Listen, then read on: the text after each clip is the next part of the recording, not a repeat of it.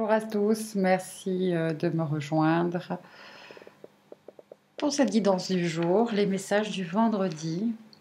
On va faire ça avec des oracles aujourd'hui. Alors je vous les présente. L'oracle de Gaïa, les messages de votre animal totem et les maîtres ascensionnés. Allez, on va commencer avec celui-là. L'oracle de Gaïa, vendredi 25. Alors 25, 2 et 7, 2 et 5, pardon, ça fait 7. 7, énergie de spiritualité, d'élévation, de perception, de chemin d'éveil, de prise de conscience, d'être connecté à sa conscience, à son moi supérieur ou à toute chose, à l'énergie aussi de la sagesse universelle qui passe par la sagesse tellurique et cosmique. Hein, on prend conscience de la multidimensionnalité de l'être. Le haut, le bas, l'intérieur, l'extérieur, le féminin, le masculin. Alors, on va voir un petit peu quels sont les messages pour ce vendredi 25 septembre. La carte 35, un amour perdu. Et là, on nous parle de renoncement, de guérison et de libération.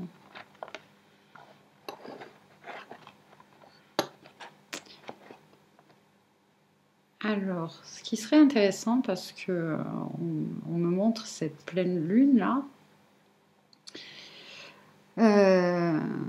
C'était quand la nouvelle lune? Je m'en souviens plus. C'était le 2.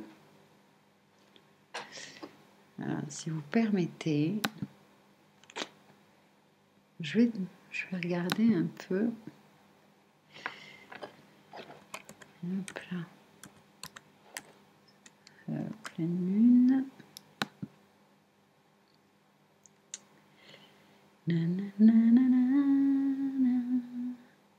Non, la pleine lune, c'était le 2 septembre.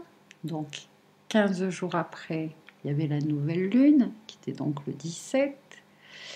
Et là, de nouveau, 15 jours après, une pleine lune.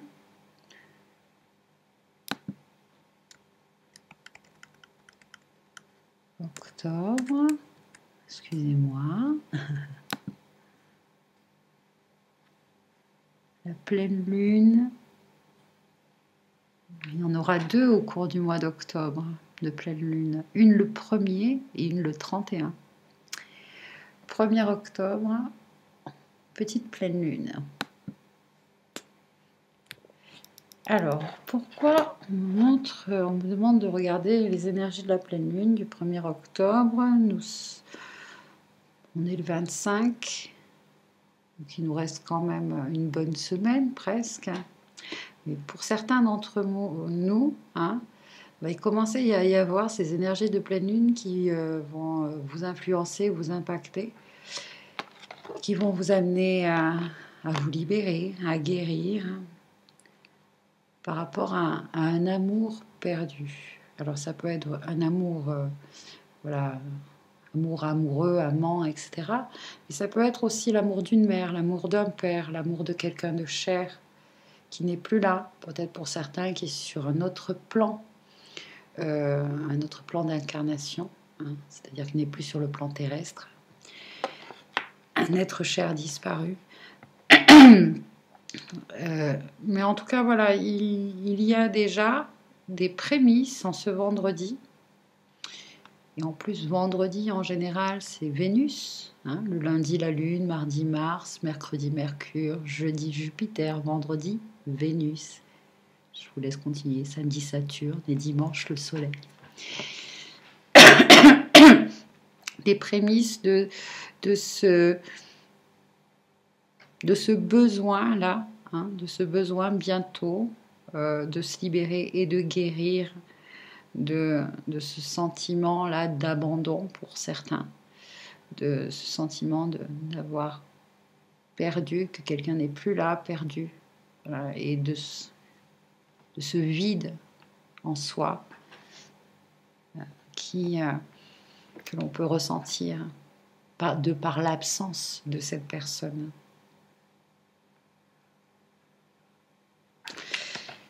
On va maintenant demander à la sagesse du règne animal de nous offrir un message pour ce vendredi. Et c'est le sanglier. Excusez-moi. Eh bien, affrontez vos problèmes de plein fouet avec confiance et courage et vous en sortirez victorieux. Alors, le sanglier, le sang lié en langage des oiseaux, ça fait penser à, comment ça s'appelle, les chevaliers de la table ronde, à Arthur, au Graal, à cette quête, à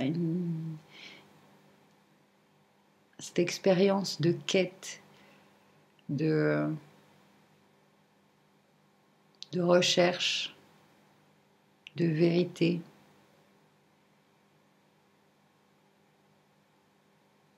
De rechercher quelque chose, une quête qui demande voilà, de l'effort et en même temps des fois de lâcher prise, de renoncer,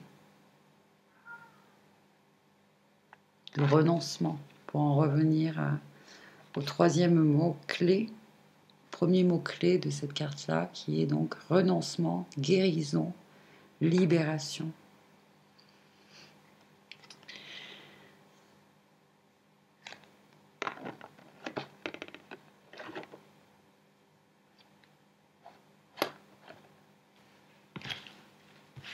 Hop, une troisième carte avec un maître ascensionné.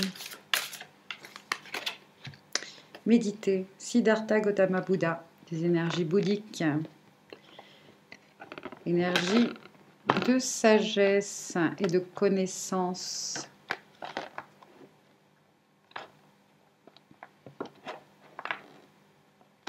On va mettre une pierre un peu plus grosse là pour tenir celle-ci.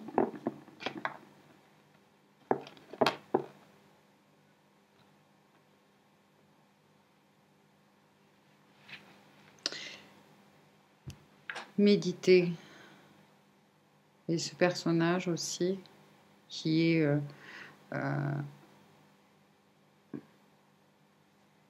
qui sort aussi de l'illusion,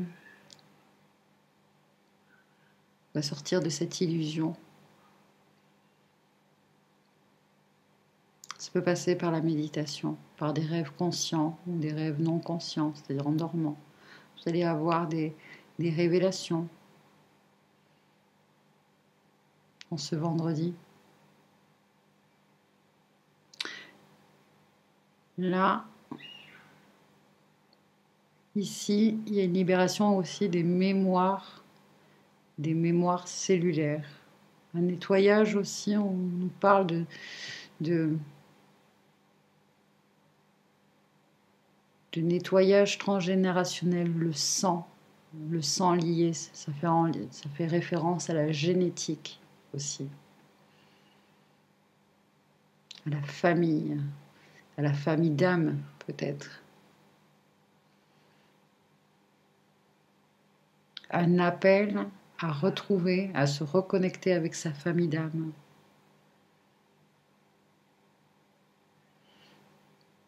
Un lien d'âme sœur aussi.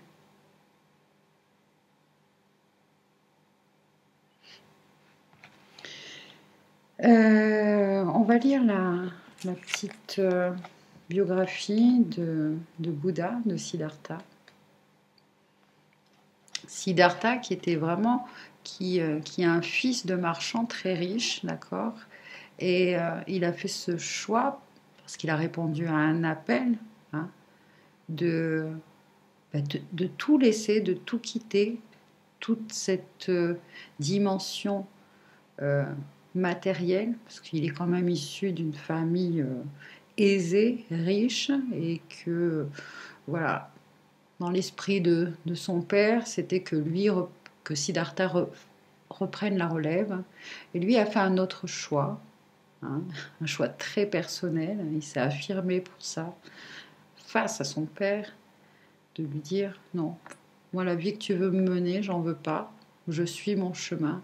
Et c'est celui vraiment d'un ascète, c'est-à-dire de quelqu'un qui se dépouille de tout, de l'est de tout, et vit seulement au travers de la méditation, de la spiritualité.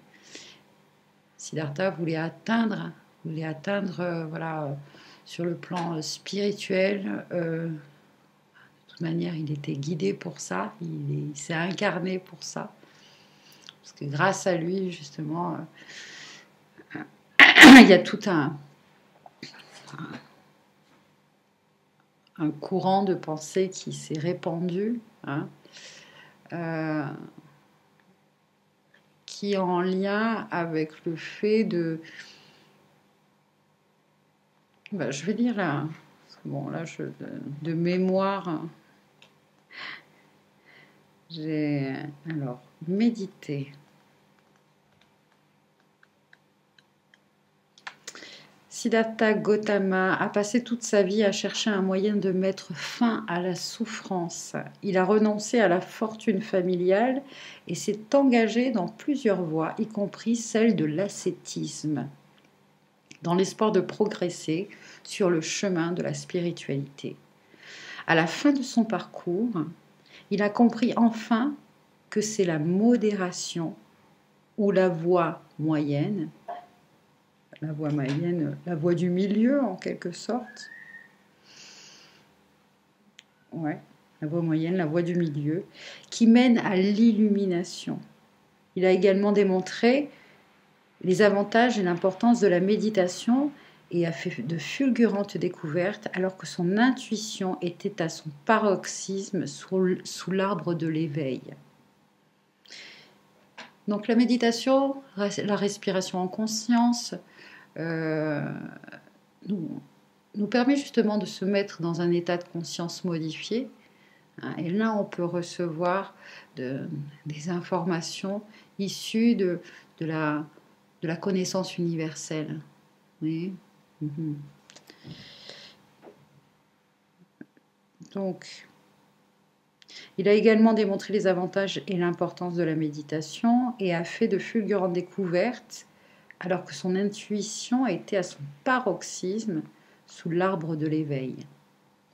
Faites appel à Siddhartha Gautama pour qu'il vous aide à méditer mieux et davantage, à pratiquer la modération et à surmonter tout genre de souffrance.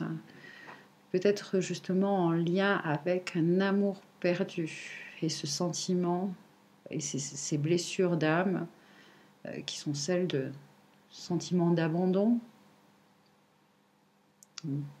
notamment, permettre de transcender cette souffrance.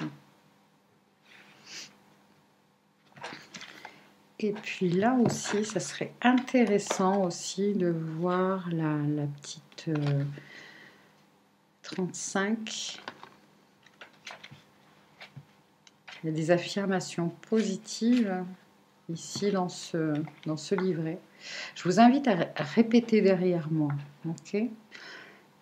Tout ce que je vis a un but et une signification. Tout ce que je vis a un but et une signification. Tout fait partie d'un projet supérieur. Tout fait partie d'un projet supérieur. Chaque expérience élargit ma compréhension et ma conscience de l'amour. Chaque expérience élargit ma compréhension et ma conscience de l'amour. La réalité est ce qu'elle est. La réalité est ce qu'elle est. ce qui a été sera. Ce qui a été sera. Il est normal de se sentir triste quand une relation amoureuse ou une amitié prend fin.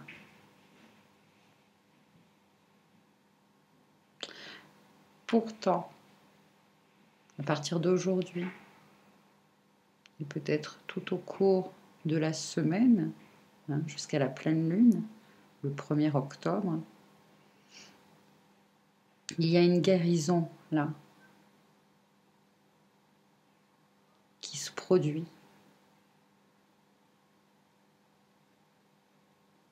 Donc, vous pouvez faire appel justement à Gautama Bouddha si vous avez besoin de comprendre quelque chose.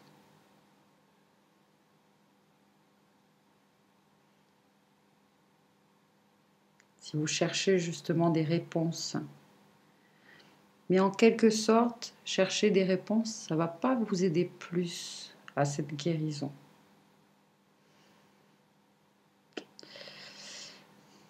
Même on pourrait dire que ça servira à rien.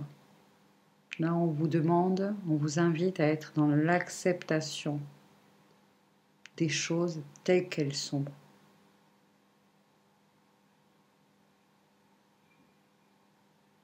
Et de garder à l'esprit aussi que tout fait partie d'un plan supérieur, que chaque jour est un nouveau départ, voilà, un éternel recommencement, ce qui va vous permettre, en fait, avec la méditation, la respiration en conscience, c'est d'être dans le présent, ici et maintenant, afin que le passé ne vous affecte plus, ou du moins de ne pas rester focalisé sur le passé, sur cet amour perdu, et d'aller de l'avant. Parce que finalement, chaque jour, chaque minute même, chaque seconde est un nouveau recommencement.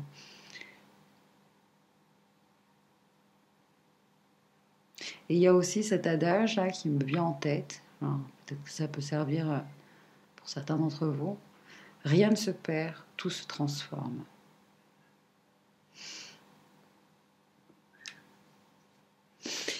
Bien, voilà les messages pour ce vendredi 25 septembre 2020. Est-ce que c'est bon là pour les messages? Oui. Bien, je vous remercie de votre présence et de votre attention et je vous dis à très bientôt. Prenez soin de vous. Bye.